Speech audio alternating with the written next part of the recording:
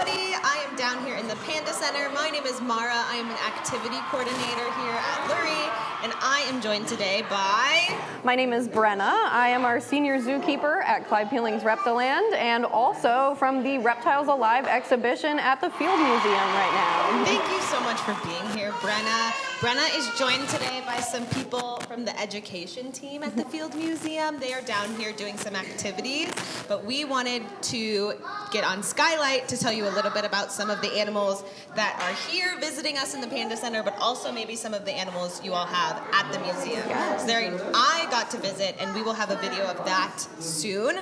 But I know you guys have a lot more interesting animals there as well. So could you start by telling us a little bit about this friend in your hands? Yeah, so this right here, this is Reggie. He is a ball python or a royal python. He is the smallest python species in the whole entire world, so they're typically only going to be about 5 feet long, while the largest python species is the reticulated python, which we do have one at the museum, and they can get upwards of 20 to 30 feet long, so a lot bigger than this guy. But he is going to be a constrictor, so he is all balled up right now. They're very strong snakes, and he has heat sensing pits, so even if all the lights were off in here, he could still see all of us and see what we look like just by our infrared light. Oh my goodness, he's pretty cool. How big is he when he's not all scrunched up like that? He's about 4 to 5 feet long. He's just all balled up right now, hence the name ball python. Gotcha, very cool. And how old is he? He's about 10 years old, and they can live upwards of 30 years. Oh, so he's young. He's young. He's very young for a ball python. Very cool. Thanks, Reggie. Yeah. Okay, and who's this friend on the floor here? This is Guanji. He is our Cuban rock iguana. So he is a pretty big iguana. He is specifically from Cuba, hence the name. So he is going to be a beach guy. He loves to be sitting, sunning himself on the beach. And he actually has his very own water filtration system built right into his head. Wow. So because he's living in the beach, there's no fresh water around. It's all salt water at the beach. And even the plants he's eating are nice and salty. So he goes ahead and filters all of that out. And then you'll see him sneeze sometimes. He's sneezing out all of that salt and all of those extra minerals that he doesn't need. Wow, that's very cool. And do you know why he's named Guanji? I don't know the specific reason why he's named Guanji. I think it is a movie reference, though. Oh, very cool. Very cool. And does Reggie have a story behind his name, or is that just for fun also? So his name is actually kind of an inside joke for us zookeepers. So Reggie is like a shortened version of their scientific name that's in Latin. So it's like the first half of their name, so cool. Reggie. I love that. And what is your favorite reptile of all time? Of all time, it definitely has to be crocodilians for me, so I love the alligators and the crocodiles. Very cool. And are there any of those in the exhibit at the Field Museum? We have an alligator. His name is Thanos, and he is only 2 years old, so he's an itty bitty baby. And then we do have a dwarf croc, and her name is Smalls. She's a little bit bigger. Smalls is kind of misleading of a name. She is pretty heavy, but she is a African dwarf croc. That's very, very cool. And do you have any more fun facts about any of the other animals? I know that there's a tortoise, a turtle. Yeah, we do have a couple turtles at the museum right now. One is a painted turtle, which is a native species here. And then we have a box turtle, which is also, I think they're native here as well. And then we have a Florida soft shell, which is a very odd turtle because instead of having that nice hard shell that you usually think of for tortoises and turtles, they actually have a soft shell. So they're actually very soft and rubbery. Wow, interesting. How did you get into zookeeping and reptiles? So I have always loved animals. Birds are actually my favorite, but technically birds are reptiles too, if you didn't know that. That's a fun fact. So they are actually, birds are the closest thing to a living dinosaur that you can get today. The next closest would be a crocodile or an alligator. But I have always loved animals. I have always been that kid that was picking up the animals outside and holding the worms. And then I found out that you could be a zookeeper. So I went to school for zoo science. So I have a degree in zoo science, and then I ended up at the zoo that I'm at now, and I've been there for 5 years. And the zoo that you work at is not here in Chicago? It is not in Chicago. So we actually came a very long way. We are not from around here. We are from Pennsylvania. Oh, wow. So we actually drove 10 hours to get here. Did you have to drive all the animals, or did you have people help you? I had people help me. Okay. I did not have to do it alone. I did drive a couple of those geckos that are up there with me, though. Road trip. It was a road trip. They were up front with me. But we are from Pennsylvania in a zoo called Clyde Peeling's Reptiland. And how many reptiles do you have there? Hundreds. We have Oh my. hundreds of animals on site there, all sorts of lizards and crocodilians and amphibians, and we do have a couple birds as well. We do have an aviary, and we have Komodo dragons is a really popular one. Yeah.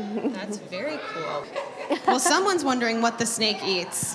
So Reggie here, he is going to be eating things like mice or chicks or birds and stuff like that. So anything that's appropriately sized for him. Very cool. Do you have another question that's not that one? No. Okay. Do you want to ask a question? Yeah? Yeah. Oh, thank you.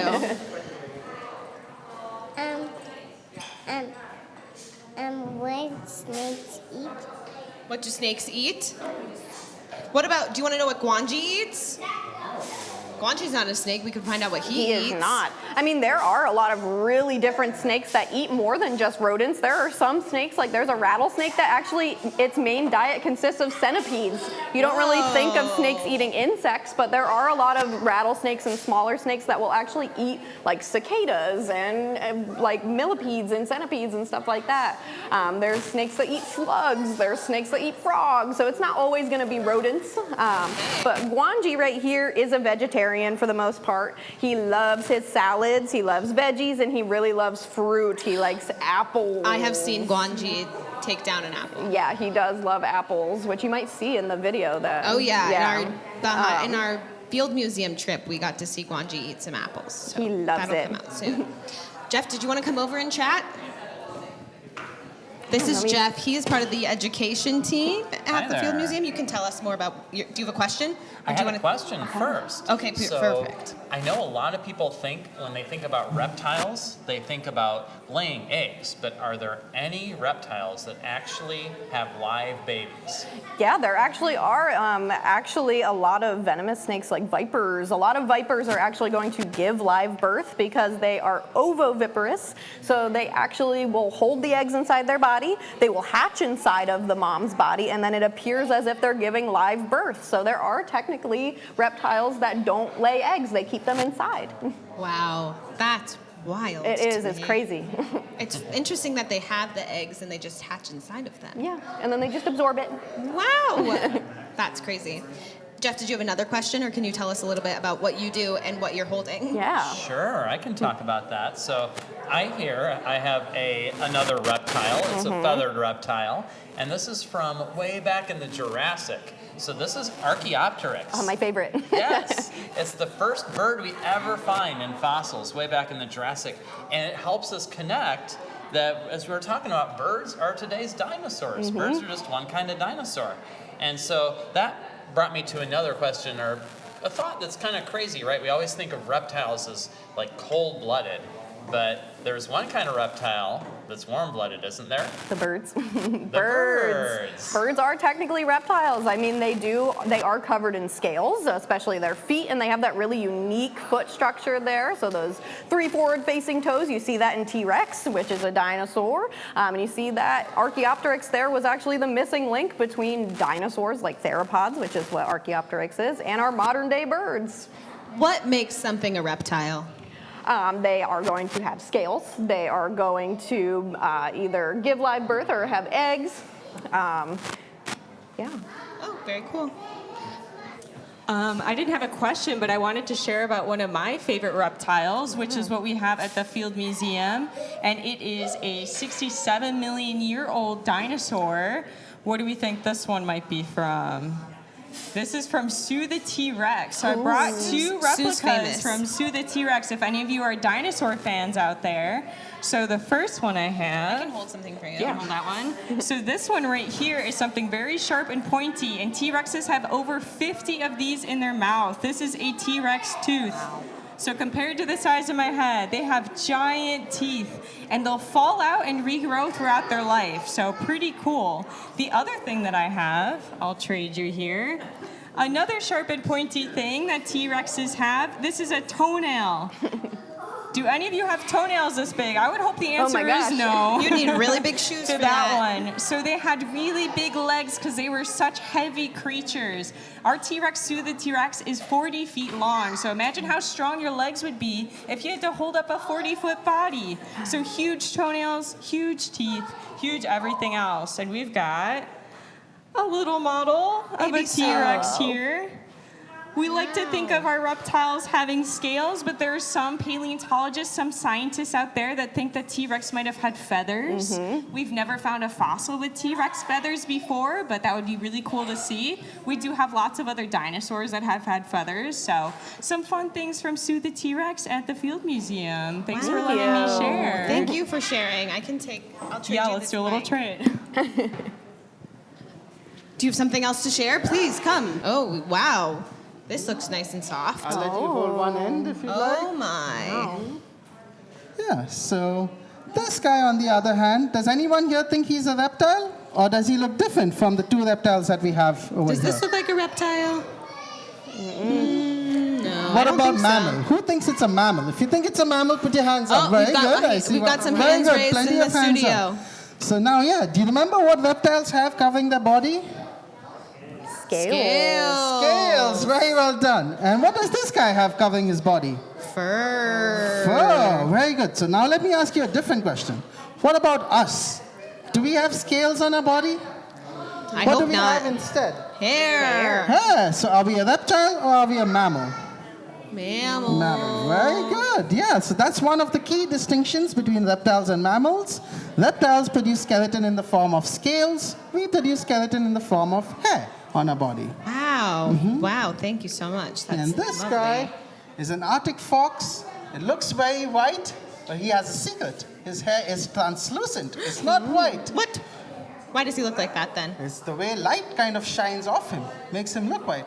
And what's really Interesting. cool is when you grow old and you get white hair, you can say that you're cool and you have translucent hair. Because your hair is translucent as well when you grow old. Wow. Very cool. You can be like Arctic fox. But the tail, on the other hand, Oh, if yeah, you it's got some color on it. Yeah, so when the snow melts, it gets actually color and it turns gray or Very brown during the snow. cool. Thank you.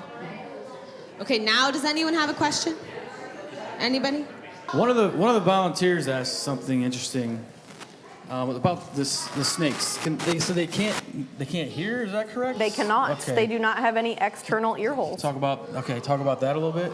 Yeah, so snakes, the key distinction between this snake and a lizard is that lizards, oh, I know I'm talking about you. Lizards Wanda have, can't hear us. he can. Lizards have ears, so just like us, they can hear. And they also have movable eyelids, so Guanji can open and close his eyes. And his jaw is just like ours, so it's fixed in the middle, but my snake here does not have any external ears. They do have inner ear bones, so they can kind of sense vibration, and they're kind of trying to figure out if they can hear different frequencies. He doesn't have any eyelids, so his eyes are always open all the time. They just have a clear scale that covers them and keeps them nice and clean. And they do shed that off when they shed their skin. And then his jaw is two separate pieces, so they can spread it really far apart. They can move each piece individually. That's how they get those big prey items down. So that's the three differences between my lizard and my snake. I know you're awake now because I was talking about you. Guanji's trying to break free. Can I share a recognizes fun me. fact that I learned? I Yeah. think from you or Sarah, who is the scientist who helped curate this exhibit at the museum.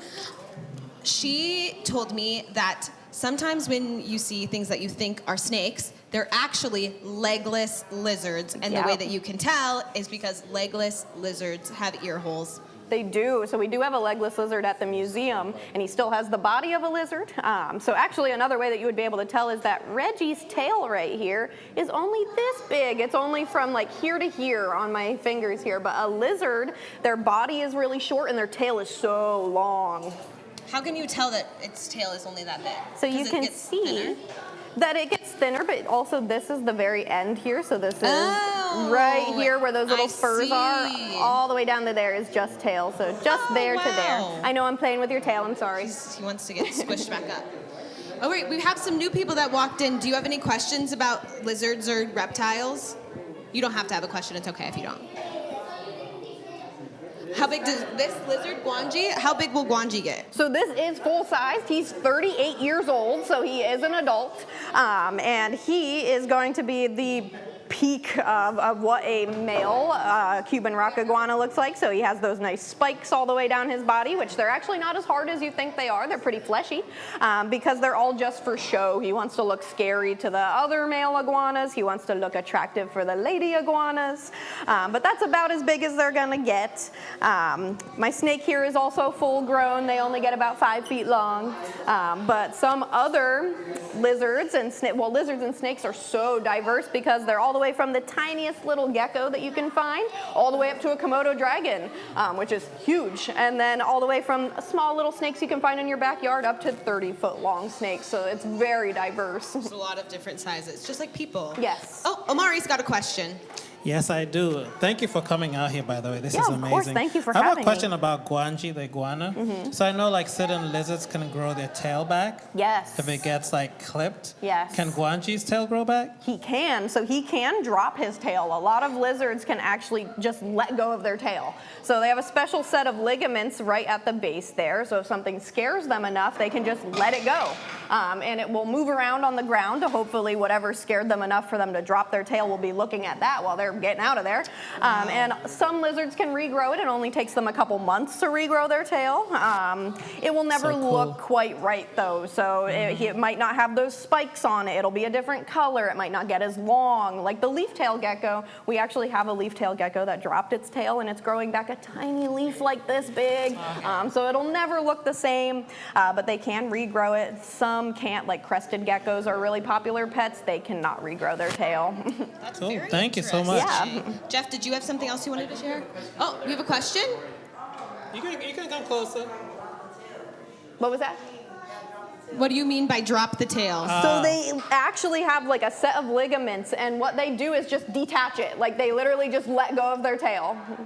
And then the tail just wiggles around. It'll wiggle around for up to 30 minutes, and I actually had one of our geckos drop their tail in my hand, and it does move around for that long. It really does. That gives me the heebie-jeebies. Yeah, it's insane to actually see it happen. He has not, so he still has his perfect, nice tail. Original tail. Yeah. Did you have something else you wanted to share, Jeff? I had one more question. Oh. Yeah, thanks. So you were talking a little bit about how old Guanji is, and I'm wondering what reptile gets the oldest?